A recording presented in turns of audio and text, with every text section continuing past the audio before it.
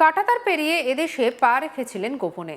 তারপর শুরু হয়েছিল নতুন জীবনের স্বপ্ন। দিনমজুরির কাজ, পাকাপাকিভাবে ঘর বাঁধার পরিকল্পনা, সবই চলছিল নিজের মতো করে। কিন্তু পাহাড়ের সৌন্দর্য দেখতে বেরিয়েই যেন বদলে গেল গোটা গল্প। হিমালয়ের কোলে কয়েক ঘন্টার ঘোরাঘুরি শেষ পর্যন্ত তাকে নিয়ে গেল পুলিশের জেরার মুখে। কথাবার্তায় অসঙ্গতি, সন্দেহ আরও ঘনীভূত হলো, আর এরপরই গ্রেপ্তার।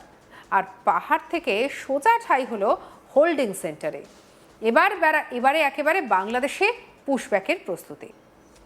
দার্জিলিংয়ের ম্যাল এলাকার আশেপাশে সন্দেহজনকভাবে ঘোরাফেরা করতে দেখেই ওই যুবকের ওপরে পুলিশের সন্দেহ হয়। বুধবার বিকেলে তাকে আটক করে জিজ্ঞাসাবাদ শুরু করে দার্জিলিং সদর থানার পুলিশ। কথাবার্তায় অসঙ্গতি ধরা পড়ার পর গ্রেপ্তার করা হয় তাকে। ধৃতের নাম সত্যজিৎ রায়। পুলিশ সূত্রে জানা গিয়েছে তিনি বাংলাদেশের ঠাকুরগাঁও জেলার বাসিন্দা। তদন্তে পুলিশ জানতে পেরেছে প্রায় 15 দিন আগে দালালের মাধ্যমে ভারতে প্রবেশ করেছিল সত্যজিৎ। এর জন্য ওই দালালকে দেওয়া হয়েছিল প্রায় 20,000 টাকা। অভিযোগ, দক্ষিণ দিনাজপুর জেলার বিন্দল সীমান্ত দিয়ে রাতের অন্ধকারে কাঁটাতার পেরিয়ে ভারতে ঢোকেন তিনি। সীমান্ত পার হওয়ার পর উত্তর অথবা দক্ষিণ দিনাজপুরের কোনো এলাকায় গিয়ে দিনমজুরির কাজ শুরু করেছিলেন বলেও তদন্তে উঠে এসেছে। শুধু কাজ করাই নয়, ভারতে পাকাপাকিভাবে থেকে যাওয়ার পরিকল্পনাও ছিল তদন্তকারী সূত্রে খবর। জমি কিনে বাড়ি তৈরির পরিকল্পনা করেছিলেন ওই যুবক। নতুন দেশে নতুন করে জীবন শুরু করার সেই পরিকল্পনায় কি শেষ পর্যন্ত তাকে পাহাড়ের দিকে টেনে নিয়ে গিয়েছিল?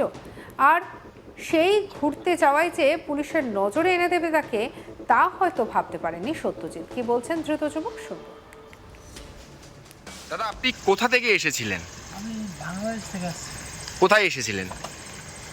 আমি কামাখ্যা মন্দিরে গেছিলাম কি করতে? দীক্ষা নিতে। তো আপনার কাছে অবৈধভাবে কিভাবে ঢুকলেন? আমি দালালদের সাথে ঢুকছি। কিভাবে, কোন বর্ডার হয়ে ঢুকেছেন? আমি ঢুকছি এই দিনদল নিয়ে। হ্যাঁ, দিনদল। কতদিন আগে ঢুকেছেন? 27 দিন আগে। দালালকে কত টাকা দিয়েছিলেন? 20,000 টাকা দিয়েছি। কাগজপত্র আপনার কিছু নেই? না, তো আপনি কোথায় গেছিলেন? আমি কামাখ্যা গেছিলাম। তারপর ওখানে আমাকে পুলিশ ধরছে। পুলিশ ধরছিল। তারপরে কোথায় নিয়ে গেছিল? তারপর থানায় নিয়ে গেছিল। আপনার নাম কি? আমার নাম সত্যজিৎ রায়। কোথায় বাড়ি দাদা? আমার বাড়ি মাগুরা।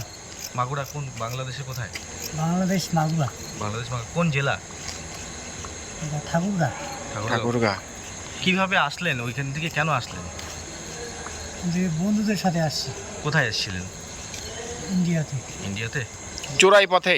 জি স্যার। কিভাবে ভিতরে আপনাকে ভারতে প্রবেশ করালো? প্রথমে কিভাবে এলেন? আমরা তারের উপর দিয়ে আসছি। তার উপর দিয়ে এসছে। জি স্যার। তো এইভাবে তো অবৈধভাবে তো ঢোকা প্রবেশ, আপনি তো জানেন যে অবৈধভাবে তো ভারতে প্রবেশ করা যায় না। তা কেন আসলেন? আমি বন্ধুদের সাথে আসছি স্যার। আরও কে কে আছে আপনার সাথে? আরো 3 জন ছিল। ওরা কি আছে ভারতে না চলে গেছে? ওরা চলে গেছে দিল্লিতে। দিল্লি চলে গেছে। 2 জন। কি কি নাম তাদের? না, অন্য গ্রামের স্যার, আমি নাম জানি না। নাম জানেন না? না স্যার। আপনার নাম কি বললেন? আমার নাম সত্যজিৎ রায়। বয়স কত আপনার? আমার বয়স আইডিতে কত? আচ্ছা, কি করতেন বাড়িতে? ওখানে কি করতেন? বাংলাদেশে কি করতেন? আমি কৃষি কাজ করতাম। কৃষি কাজ করতেন। বাড়িতে কে কে আছে? আমার বউ আছে, 2টা বাচ্চা আছে। কি চাচ্ছেন এখন? এখন বাড়ি যাব। বাড়ি যেতে চাচ্ছেন? জি স্যার। আতঙ্কিত, ভয়? জি স্যার।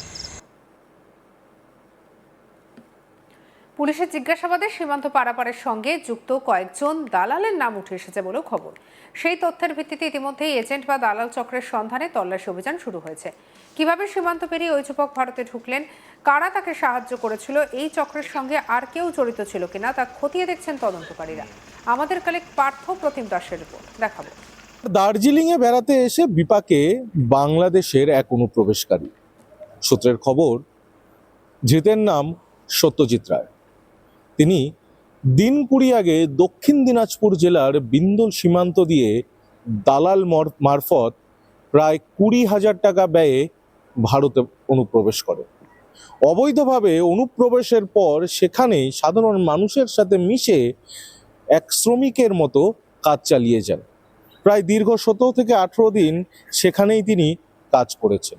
এরপরে শুরু হয় তার ভারত ভ্রমণ যাত্রা। খানিকটা অদ্ভুত শোনালেও ঠিক এমনটাই বিগত 20 দিন ধরে চালিয়ে এসেছে ধৃত অনুপ্রবেশকারী সত্যজিৎ রায়।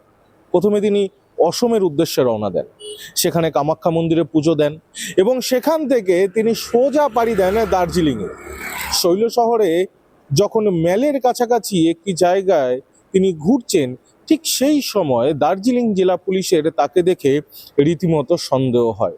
সেই সন্দেহের বশেই পুলিশ তাকে আটক করে এবং আটক করে জিজ্ঞাসাবাদ করতেই উঠে আসে চাঞ্চল্যকর তথ্য।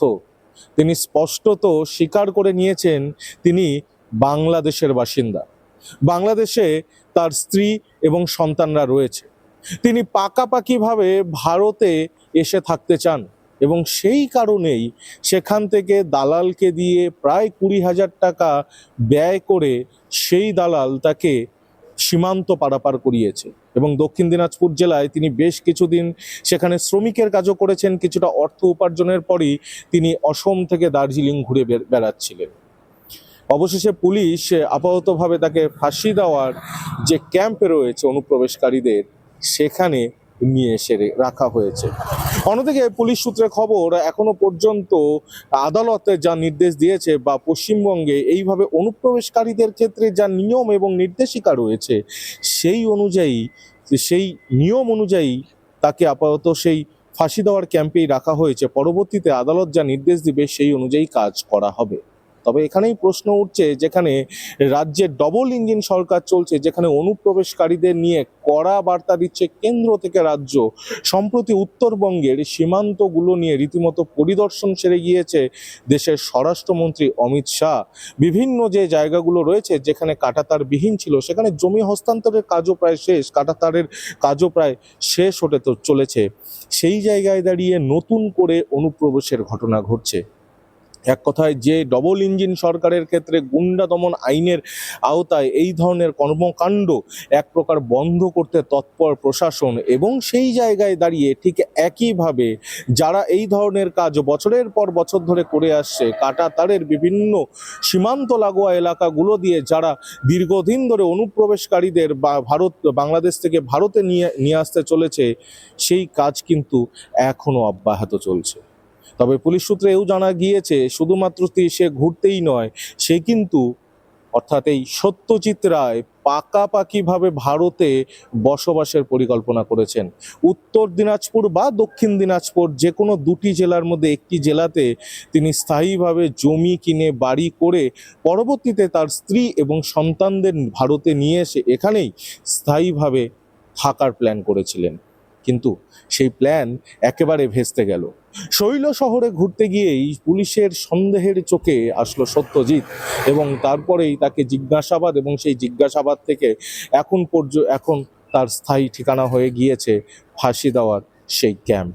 এখন দেখার বিষয়, এই অনুপ্রবেশকে কেন্দ্র করে কেন্দ্র থেকে রাজ্য কড়া ব্যবস্থা, কড়া হুঁশিয়ারির কথা বারংবার বলে চলেছে, সেই অনুপ্রবেশ আদৌ কতটা ঠেকানো যায়। সঙ্গে রাখুন আজ তাক বাংলাকে, সাবস্ক্রাইব করতে ভুলবেন না।